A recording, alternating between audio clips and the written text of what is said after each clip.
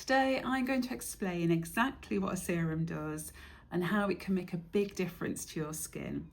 And then we'll look into a few ingredients to help you find a serum that actually works for you. So I often get asked about serums, usually from women in their 40s and 50s who are thinking about serums for the very first time. And it's not really a surprise that people of that age are coming to me asking about serums, because that is usually the time when women first notice their skin changing. And let's face it, not for the better when we're in our 40s and 50s. So our skin does naturally start changing at that time. It's around the perimenopause, usually because hormones start declining then. We notice that collagen production slows down, and the skincare that used to work when we're in our 30s and early 40s, we notice just isn't fit for the job anymore. So you might also notice, if you're in that age bracket and thinking about serums for the first time, you might notice that your moisturizer doesn't seem to be hydrating enough. You might notice that your foundation and makeup just doesn't sit right on your skin anymore. So that is where a serum can really, really help you. But, big but, before you invest in any serums, because let's face it, they are an investment, they are likely to be the most expensive product in your skincare routine.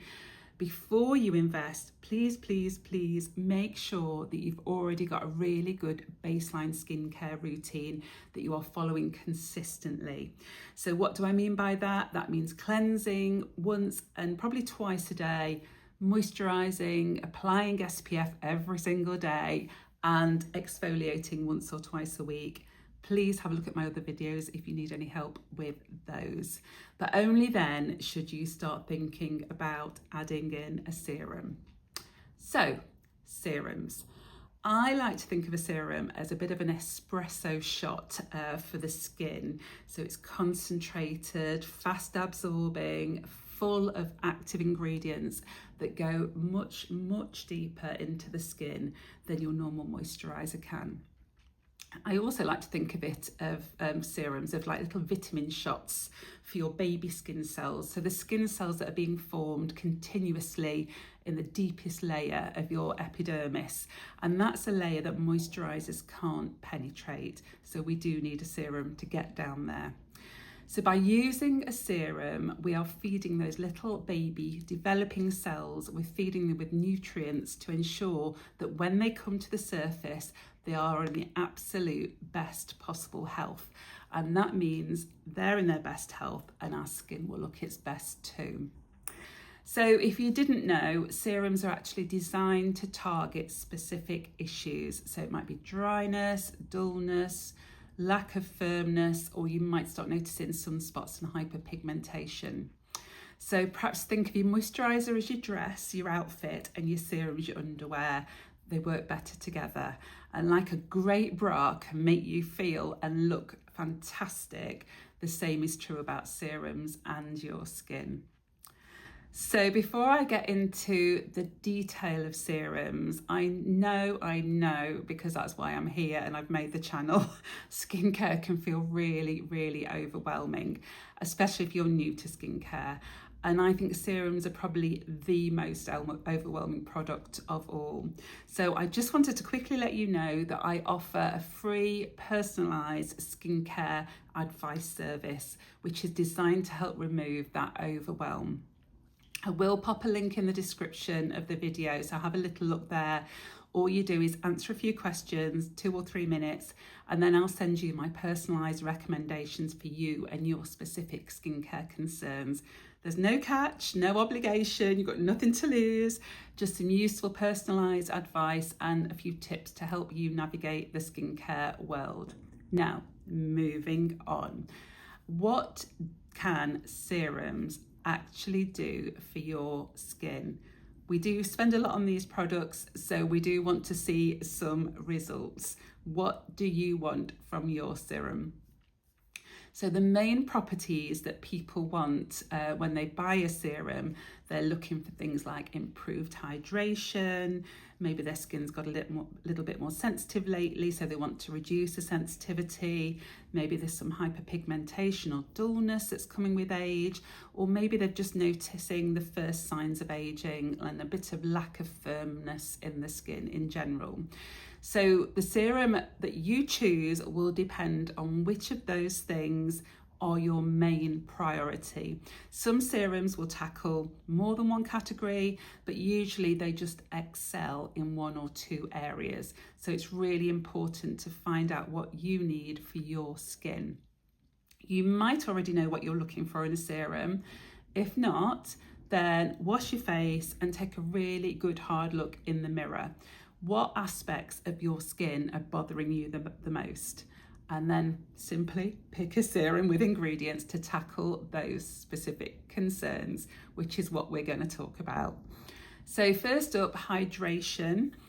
Skin does get drier as we get older, so you might be looking for a hydrating serum. So hyaluronic acid or sodium hyaluronate are the ingredients you're looking for.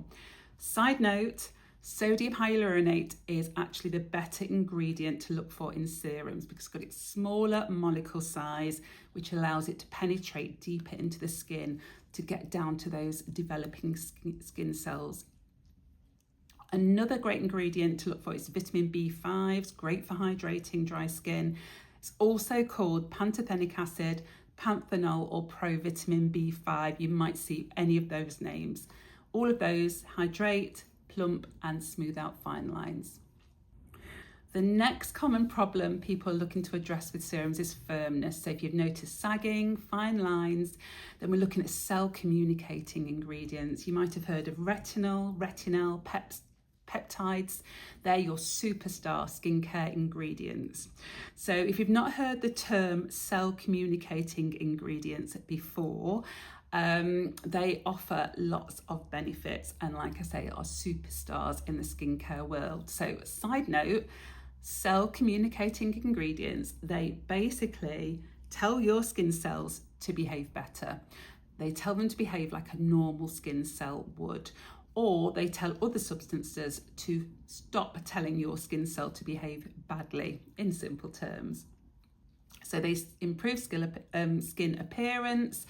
They can help regenerate new skin cells by increasing cell turnover. They can boost your collagen production, reduce inflammation, increase hydration, and regulate skin oil production. They can also address early signs of aging. So they encourage the cells in the epidermis to regenerate. They help them to slow down early signs of aging, slow down hyperpigmentation, and reduce blemishes. They can also modulate essential chemicals that are in your skin in a way that is similar to the body's natural brain chemicals.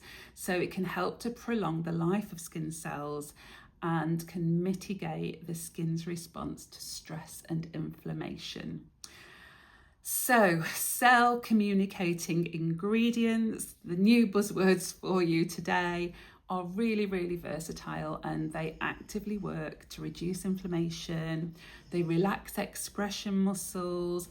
They contribute to smoother skin. They balance cortisol levels. They really are superstars, so make sure they are in your serum. Third area of concern that people look for when they're looking at serums is pigmentation or hyperpigmentation and dullness. So uneven skin tone, dark spots, vitamin C and niacinamide, which is also called vitamin B3 or niacin or nicotinamide, not to be confused with B5 that we mentioned earlier. So, side note, you'll see vitamin B5 and vitamin B3 in skincare products, and they have different properties and benefits. B5 is hydrating, soothing, wound healing, and it attracts moisture, seals it in, and strengthens the skin barrier. Makes it great for dry skin, irritated skin, and sensitive skin. B3, on the other hand, is anti-inflammatory, brightening and oil regulating. So it makes it great for oily skin, acne prone skin, uneven skin tone, and that hyperpigmentation and other anti-aging concerns. So don't get your B vitamins mixed up in skincare. Have I confused you already? Hopefully not. Let's move on to the fourth area that people are concerned about when they want serums to help address: sensitivity. If your skin's a bit reactive, go for calming ingredients. Just got one example here: licorice root extract, beautiful natural ingredient, calms your stomach if you have licorice tea, calms your skin if you put it on your face. So how do you choose the right serum for you? As I said earlier, start by thinking about your main concern. Please, please, please don't try to fix every concern all at once. You're just going to make it more overwhelming. Pick one focus. Is it hydration? Is it brightness? Is it firmness? Which one is the most important thing that you want to address today? Then check the label for one or two of the key ingredients that I've mentioned. And always, always do a patch test, especially if you're trying retinol or retinol for the very first time. Quick side note on retinol: some people can be quite sensitive to it, so it's really worth gradually building up to using it every night. Or you could check out Encapsulated retinol, which is a slow release retinol, and that causes less irritation. Let me know if you want some more information about encapsulated retinol. So I am going to list some of my trusted and tested serums in the description below for all of the concerns we've mentioned. Or please, as I've mentioned before, do take advantage of my personalised skincare advice service if I have managed to confuse you even more on the subject of serums. I will pop that link in the description. So now on to a few common questions for serums. How long does it take to see results? First of all, manage your expectations. Please have realistic expectations for your skincare. Lots of things impact your skin: age, genetics, diet, lifestyle. So serums aren't going to be instant miracles, but with daily use, you can normally start to see changes after 3 to 4 weeks once your skin's gone through one skin cycle. Remember, we're feeding those babies. Hydration, you'll notice very quickly, but the firmness and brightness aspects can take 2 or 3 months often before you start noticing the benefits, and it will build up. Consistency is everything. 1 pump morning or night every day. Vitamin C serums in the morning, retinol serums at night. Common mistakes that I come across quite a lot is, number one, using too much product. Less is definitely more with serums. They are going to be the most expensive product in your skincare routine, most likely, and they're the most concentrated. So don't use too much. You don't need very much. They don't rub in like moisturizers. Put a small amount on your palm and pat it into your skin. It's so easy to think you need more than you do. If a bottle doesn't last 3 or 4 months, you're probably using too much.